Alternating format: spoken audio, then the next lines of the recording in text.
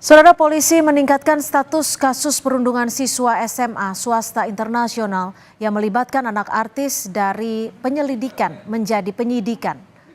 Polisi menaikkan status kasus bullying atau perundungan siswa SMA yang melibatkan anak artis ke tahap penyidikan setelah memeriksa sejumlah saksi dan barang bukti. Salah satunya video rekaman perundungan. Namun polisi belum menetapkan pelaku anak dalam kasus ini karena masih memeriksa dan mendalami peran dari pelaku perundungan. Polisi memastikan kasus bullying di sekolah swasta internasional Serpong yang melibatkan anak artis ini sudah terjadi 2 kali. Dari gelar perkara yang telah dilakukan unit PPA Satreskrim Polres Tangerang Selatan kemarin, proses tahapan yang sebelumnya dari penyelidikan kini sudah naik ke proses penyidikan. Berarti ini maksudnya sudah ada terduga pelaku yang mengerucut berapa orang atau bagaimana?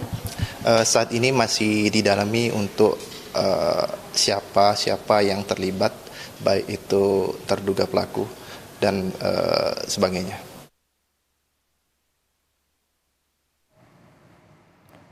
Sementara korban bullying yang melibatkan anak artis saat ini masih mengalami trauma berat hingga takut keluar rumah.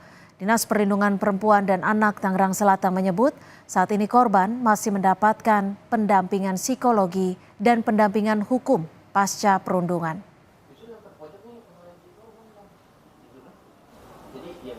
Korban ya trauma ya dengan kejadian ini gitu loh. Trauma memang masih pasca kejadian itu memang dia tidak mau keluar rumah, dan juga dengan viralnya video-video di medsos juga itu juga menambah beban dari si korban. Pihak sekolah Binus School Serpong memberikan pernyataan tertulis terkait kasus bullying yang dilakukan oleh siswanya.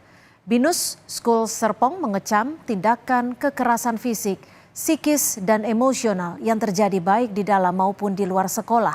Pihak sekolah memastikan sudah melakukan investigasi secara intensif dan mengeluarkan seluruh siswa yang terlibat dalam aksi kekerasan dan memberikan disiplin tegas bagi siswa yang melihat aksi perundungan tapi tidak berusaha mencegahnya. Kasus perundungan yang dilakukan geng sekolah di Tangerang Selatan juga jadi perhatian DPR. Wakil Ketua Komisi 10 Dede Yusuf mendesak polisi menyelesaikan kasus ini secara hukum agar kasus serupa tidak kembali terjadi. Bila ternyata para pelaku ini sudah dewasa, maka sudah pasti akan terkena jalur hukum yang menggunakan KUHP. Tapi apabila masih pelakunya anak-anak, tentu harus menggunakan Undang-Undang Perlindungan Anak. Jadi saya berharap kejadian seperti ini tidak dibiarkan untuk terjadi di sekolah-sekolah lain.